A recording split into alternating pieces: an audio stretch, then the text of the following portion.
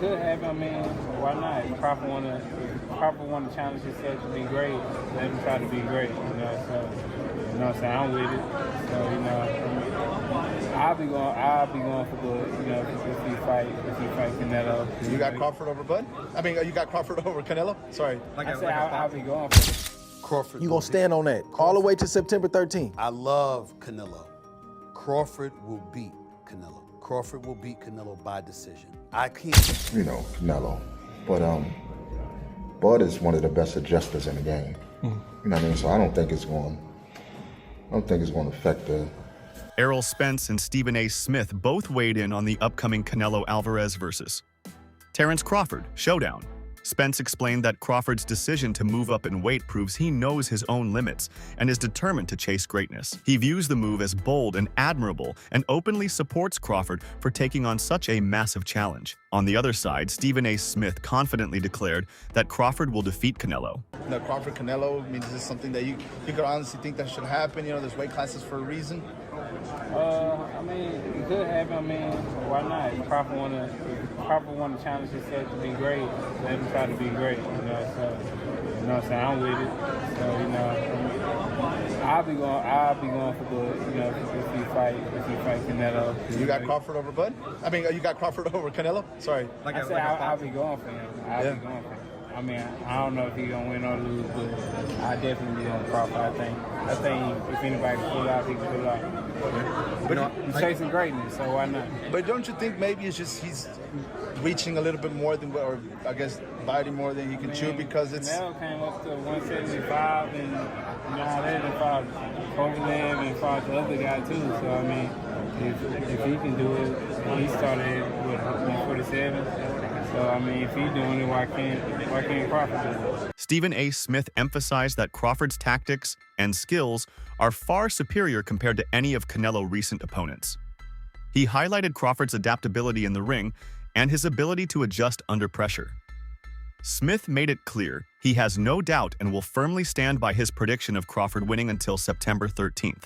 You got a love for boxing. Yes, love Who boxing. gonna win the fight, man? That's coming up, the biggest Crawford. fight in boxing. Crawford. Huh? Crawford.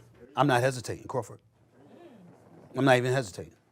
Crawford. You gonna stand on that all the way to September 13th? I love Canelo. Crawford will beat Canelo. Crawford will beat Canelo by decision. I can't see anybody knocking out Canelo Alvarez. But I do believe that if you can box and you can move, that you can beat Canelo. You can outpoint him. That's right. When I think about Canelo, one of the things that I don't like about Canelo, despite his greatness, and a neck as wide as Broadway for crying out loud, Right. it's like almost every shot has to be a power shot. It's a power shot, yeah. That's not beating Crawford. I think Gervonta Davis's trainer, Cal, I think he said this. He said Crawford could find himself in trouble if he decides to engage with Canelo, because Canelo is the naturally bigger, strong fighter. And I don't care that Crawford's gotten bigger, and I don't care that Crawford's gonna go in there just as big as Canelo. Canelo is accustomed to fighting at the weight, and Crawford is not. And Canelo is a genius in this regard. You don't see him show up for fights not ready. He's always ready. always prepared. He's always ready. gotta give He's him that. always prepared. So I think he's the slower fighter, though. And I think that Crawford is brilliant as a boxer. And I think that between switching to conventional and southpaw, using his jab and movement, I think that Crawford is going to outpoint Canelo because he's faster. But he ain't got. The discussion around Terence Crawford's move up to face Canelo Alvarez often brings Errol Spence into the conversation. Many fans believe that Crawford's dominant win over Spence shows he can handle another big challenge. But Showbiz the Adult reminds everyone that Canelo is a completely different fighter. Spence was strong and accomplished, but his style was far more straightforward and less versatile than Canelo's. Canelo brings heavier hands, a sturdier frame, and years of experience against bigger opponents. People thought Spence would destroy Canelo. That's why they linked Crawford would do what he did to Spence. He would do to Canelo. And the funny thing is, how many of you guys, you just remember me saying Canelo will whoop Spence's ass? I was like, that shit wouldn't even be close. And the dumb shit is, they think that Spence is similar to Canelo. I ain't never seen two fighters more different than Spence and Canelo. But Spence worked behind the jab. Canelo, not so much. Spence is southpaw. Canelo, not at all. Spence had a textbook defense. You were sideways. Canelo, more forward with the earmuffs, with the catch and shoot. Spence, hardly any head movement. He blocks and he breaks you down like a tank. Canelo, from waist up, his head movements is incredible. I never seen fighters more different than Spence and Canelo.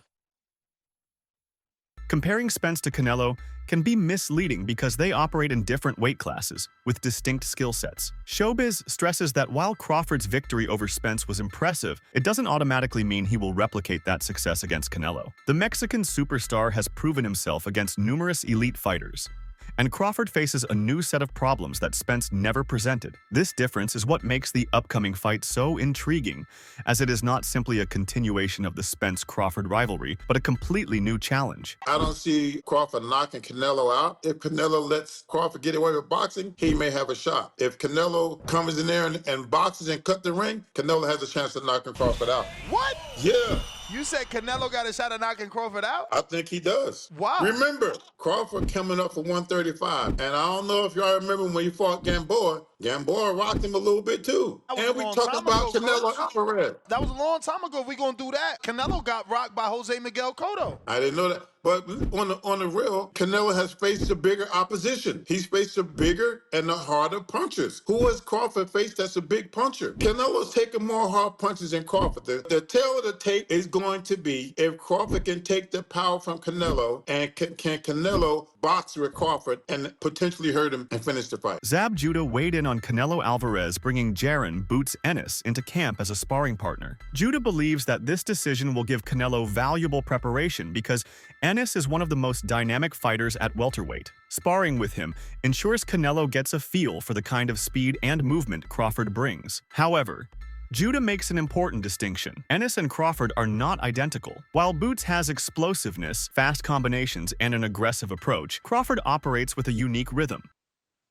It makes a difference in being able to see a lot more punches coming at you, a bigger guy throwing a lot more, sharper and volume of punches.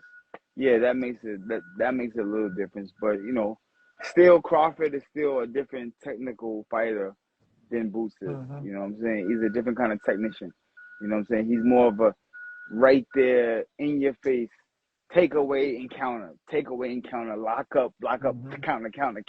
You know what I'm saying? Which Boots is forward, out of there, blah, blah, blah, out of there, boom, boom, boom, boom, out of there. You know what I'm saying? A different kind of fight. Does it make sense? He switches stances smoothly, controls distance carefully, and lures opponents into traps. Judah points out that Canelo will certainly benefit from testing himself against Ennis, but it doesn't guarantee he will be ready for Crawford's more cerebral style. In other words, the sparring sessions may sharpen Canelo, but they can't fully replicate the puzzle Crawford brings to the ring. Judah's comments emphasize that although sparring partners provide insight, there is no substitute for facing the real opponent under fight night pressure. Yes, it makes a lot of sense they work with him, but you know what I'm saying?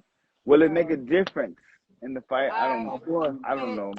I just think that it'll get Canelo more used to younger guys, faster hands, you know what I'm saying, coming at him like that. Is he still going to be able to deal with the different technical moves that Crawford is going to do to him? I don't know. Oscar De La Hoya offered a balanced perspective on the matchup. He recalled how Terence Crawford once struggled against Yuriorkis Gamboa earlier in his career, showing that even great fighters can be tested by smaller but skilled opponents. De La Hoya pointed out that if Crawford had trouble there, then facing Canelo, who is bigger, stronger, and more powerful, could be an even tougher challenge.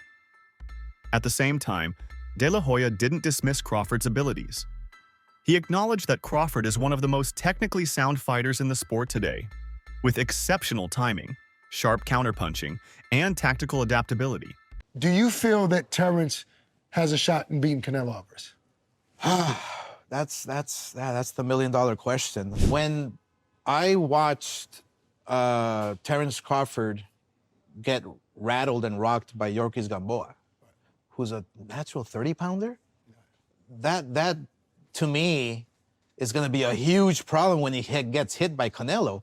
So he fights at 175. He's fighting these big monsters. Yeah. He's not getting rattled at all. Nah. Berlanga's a big kid. Yeah. So it makes me think, I mean, how is Crawford going to keep him away for 12 rounds? Canelo's going to come at him hard. Right. But then again, I think about Crawford's abilities and his IQ and his footwork, which Canelo cannot handle. What makes the fight so compelling, according to De La Hoya, is the clash between Canelo's size and power against Crawford's skill and ring intelligence. He admits it is extremely difficult to predict what will happen when the two meet in the ring, as both bring strengths that could decide the outcome. De La Hoya's uncertainty reflects the high stakes and the unpredictability that make the fight so captivating to the boxing world. With Bivol, it happened with Mayweather, who schooled him left and right with no problem, and Canelo was way stronger than Mayweather. So there's Don't a you lot think of Canelo's a better fighter than he was then? Today? a better fight. Yeah, a little better. Yeah, his footwork is still the same. He's flat-footed. He's very heavy on his feet. Obviously, Canelo has the power to hurt anyone. In this game, power means a lot. If you can't keep your guy off you, or you don't know how because it's too much pressure. Right. And the one thing about Crawford is that he knows how to handle the pressure. He's a savvy boxer, you know, and he doesn't run. And he has that heart. He's a dog. He has that heart. You want to fight? Sean Porter analyzed Canelo's choice to bring Jaron Ennis into his camp and praised it as a smart move. Porter compared the decision to how Sebastian Fundora used Mike Fox as a sparring partner to prepare for certain styles. In this case, Boots is seen as the best available replica for Terence Crawford. While not an exact copy, his explosiveness, quick feet, and sharp angles allow Canelo to train against someone who can approximate the challenges Crawford will present. Porter noted that this kind of preparation is critical because Crawford is not like most opponents. He shifts gears mid-fight, adapts his approach seamlessly, and punishes mistakes immediately. Got me a little concerned about my boy because this dude right here is the goods, has the ability to do a lot of what Canelo's gonna see on fight night, and all he needs is a couple of reps of seeing it. Couple of reps of seeing it. And you know, it's not often you can find someone who can duplicate the guy that you're getting in the ring with. Who the hell did you spar with to get ready for Fundora? Actually, yeah, the homie Mike Fox. Mike Fox, everybody use Mike Fox. Goddamn, Mike. He gets beat up for Fundora. He gets employment for. Having Ennis in the gym forces Canelo to stay alert and adjust in real time, just as he will need to on fight night. Porter believes this strategy will give Canelo a clearer sense of Crawford's movement patterns, even if it cannot completely replicate the unpredictability of the real fight. The value lies in sharpening Canelo's reflexes and making sure he isn't surprised when Crawford starts shifting momentum. No, we've talked about that all the time because I'm the one that I think first called him, you know, for the Fundora fight. And he says like, man, ever since that and you went and knocked him out, like he's like, as long as Fundora is fighting people, I got work. Like Yeah. Nah, and but like to that point, the fact that Canelo even brought in Boots, even if they're like doing it for the cameras and they're going 50%, I don't even care. Right. The fact that he's calling him in shows that he's not just phoning it in. This isn't for the check because Canelo's done. He's about to do this and dip out. Right. If you bring in someone like that, where you're really trying to bring in tough sparring for the look for your fight, Canelo's he's really gonna be in there to win it. Here's the disclaimer: you're not bringing in a friend. I went out to Philly to interview Boots, and I told him, yeah, I'll get in the ring with you and do a couple of rounds. And he worked accordingly, but I could see in his eyes that... Another dimension of the fight has been the racial and cultural undertones surrounding it. Some observers argue that the promotion has turned into more than just a sporting contest, with narratives of Mexico versus African-American fighters dominating discussions. The backlash intensified when Canelo brought in Jaron Ennis for sparring, and Coach Reg reacted by explaining that critics felt this added fuel to the perception of rivalry. His analysis highlights how boxing often reflects larger societal tensions, where fans project their identities and communities onto fighters. However, he pointed out that framing the fight in purely racial terms risks overshadowing the technical brilliance both athletes bring to the table. Racial fight. That's what it is. It became a racial fight. It became blacks against the Mexicans. It wasn't like that a few weeks ago. Definitely wasn't. I didn't hear nothing about Brace. I heard more so about size and weight class and, you know, resumes, etc. Right. And, I mean, that's just what that's what it came to. I mean, people can deny it all they want, but realistically, like, that's what it came to. It's a racial fight. Blacks against the Mexicans. That's what it came down to. You know what I mean? So I think that's why a lot of people mad that, you know, Boots is sparring Canelo, because it's like, oh, he's helping him out for Bud. You know what I mean? But, you know, like I said, would Bud have turned the camp down? Would he have stopped the money for Boots? In his view, Crawford and Canelo are not fighting to prove cultural superiority, but to cement their legacies in the sport. Still, Coach Reg acknowledged that the cultural element cannot be ignored, as national pride and identity have always played a major role in boxing history. From Ali versus Frazier to Chavez versus Taylor, fan bases often split along cultural lines. In this fight, both the Mexican and African American communities are rallying behind their champions, adding another layer of passion to an already high-stakes showdown. Yeah, Boots in there is sparring, you know, Canelo. But Bud is one of the best adjusters in the game. You know what I mean? So I don't think it's going to affect the, you know, the sparring. And I don't think, you know, Boots did it with, you know, intentions of going against Bud. I mean, it was just sparring. He probably won some elite sparring, and, you know, that's what happened. What does he gain out of this? Boots? Yeah. I'm not going to say notoriety, because a lot of people already know who Boots is. But it's a good experience. You know what I'm saying? Going, you know, getting the sparring with a legend like Canelo. You know what I mean? So some critics point to Canelo's performance against fighters like John Ryder, nicknamed Skull by some fans, as evidence that he might struggle against Crawford.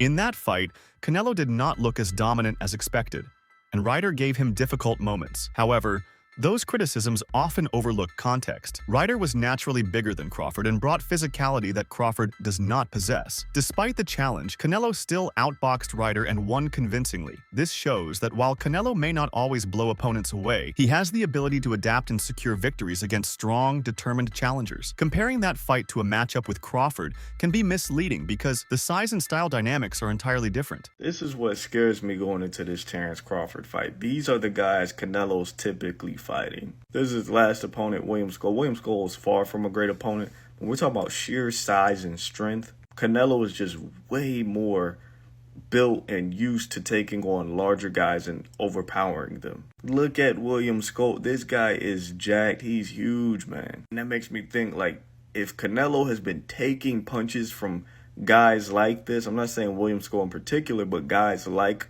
William Skull, the size of William Skull, and he's been dropping them, stopping them, beating them around the ring, overpowering, over-muscling, just everything, physically demanding over them. That makes me think, man, Terrence Crawford, I don't know what, you gonna have to come with some heat, dog. Look at Canelo. Crawford will not have the same physical advantages that Ryder had, meaning Canelo might be more comfortable imposing his power and pace. This perspective suggests that underestimating Canelo based on the Ryder fight is a mistake, as he has proven time and again that he finds ways to win even when the fights get tough. It's half the size of William Skull. There's nothing cut about him. There's nothing popping out, bulging. There's nothing. Look at this. This is insanity. That's what I'm really like, dude. I don't know. Canelo could go in there and walk through Terrence Crawford like a hot knife through butter. That is definitely on the table here. He gonna have to be really crafty, really savvy, and have to put on some amazing work from the outside. If he tries to sit there and walk through Canelo, he gonna hit a brick wall, dog. If guys built like this ain't walking through Canelo, even when Canelo looks like this, Terrence Crawford ain't doing it, man. I gotta be honest. That's it for today's video. Stay tuned until next time.